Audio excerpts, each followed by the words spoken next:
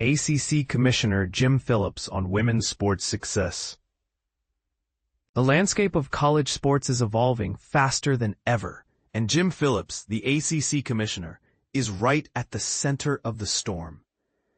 As he steps into his fifth year leading the Atlantic Coast Conference, Phillips confronts seismic shifts brought on by NIL deals transforming recruiting, the transfer portal reshaping rosters, and a wave of conference realignment fueled by lucrative media rights for football.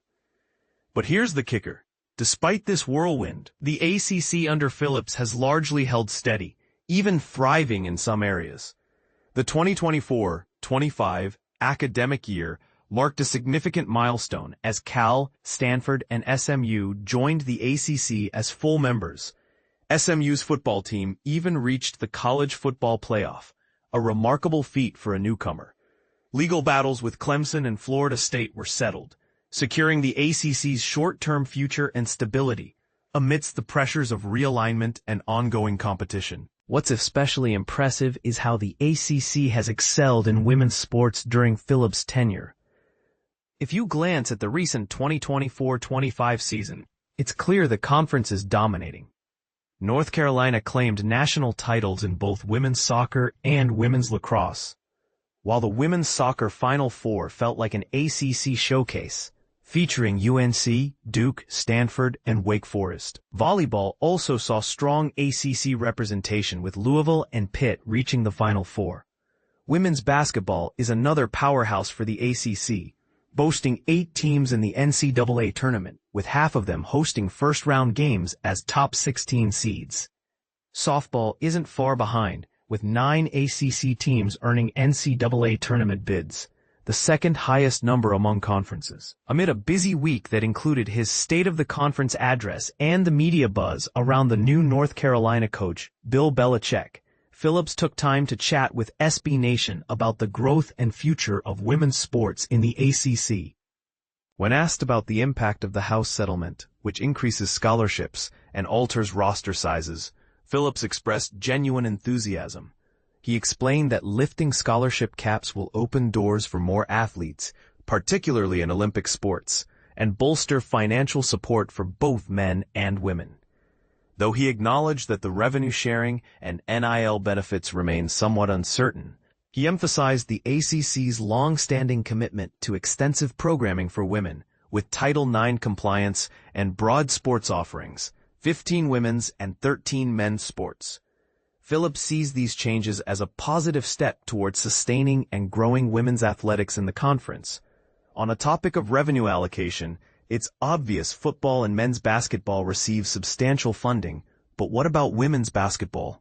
Phillips highlighted that while there isn't a strict mandate on spending, ACC leadership, including presidents, athletic directors, and senior women's administrators, are united in backing women's basketball.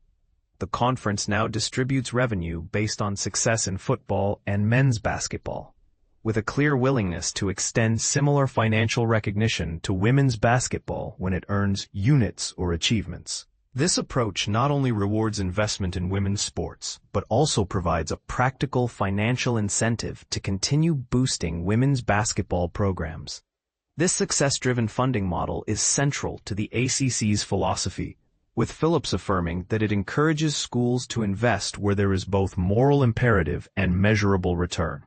However, not all is perfect in the television realm. The current ESPN deal for the women's basketball tournament, packaged with other sports, has frustrated some coaches like Dawn Staley, who have called for renegotiations to reflect the growing viewership and popularity of the sport. Phillips acknowledged these concerns, praising the NCAA president Charlie Baker's efforts in securing a larger deal than before, but also admitting that fans and coaches often feel deals could be better. He forecasted that as the sport grows, future conversations with ESPN might revisit the agreement, underlining the importance of continuous advocacy and improvement. The women's basketball tournament format has also drawn strong opinions. For years, a double regional approach has been used, but this season saw vocal critics like Gino Auriemma, Kim Mulkey, and Vic Schaefer questioning whether the sport would be better served with fewer regions. Phillips stressed the need for ongoing evaluation without bias, aiming to balance expanded reach with solid attendance and memorable experiences for student-athletes. While growing the game to more sites is an attractive goal, financial and logistical realities must be factored into any changes. Looking ahead, the ACC Women's Basketball Tournament is moving to the Metro Atlanta area for the upcoming season, with Charlotte hosting in 2027. Phillips is cautiously optimistic about rotating the event among different cities to broaden exposure.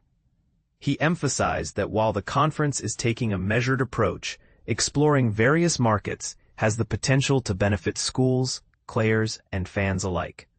Beyond basketball, women's volleyball and softball are also enjoying surging popularity and viewership, with the ACC capitalizing on this momentum thanks to administrative support and investment at the campus level.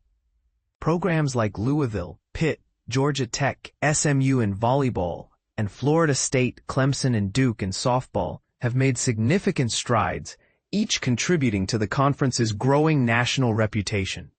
Phillips expressed pride in the coaches' recruiting successes and the strong foundational legacy in other women's sports like soccer and lacrosse that the ACC provides. One emerging conversation involves women's flag football, a sport recently added to the NCAA's Emerging Sports for Women program, with several Division I teams already established nationally. Phillips confirmed that while the ACC is monitoring these developments, there have been no concrete discussions about adopting flag football as an official sport yet. The focus remains on implementing the House settlement changes and maximizing opportunities for current student athletes. Here's where things get particularly thought-provoking. As the ACC navigates these shifts, how should revenue be balanced between traditional powerhouses like football and men's basketball and the rapidly growing women's sports? With the steady rise in the popularity of women's sports, are current investment models adequate, or is more intentional funding necessary to sustain progress? And flag for discussion. Could women's flag football represent the next frontier for women's collegiate sports, or will it remain a niche interest? This interview with Jim Phillips not only highlights the ACC's successes, but sparks crucial questions about the future of college athletics. What's your take? Should women's sports command a bigger slice of the revenue pie? Is the ACC doing enough, or could it lead the way even further? Join the conversation and share your views below.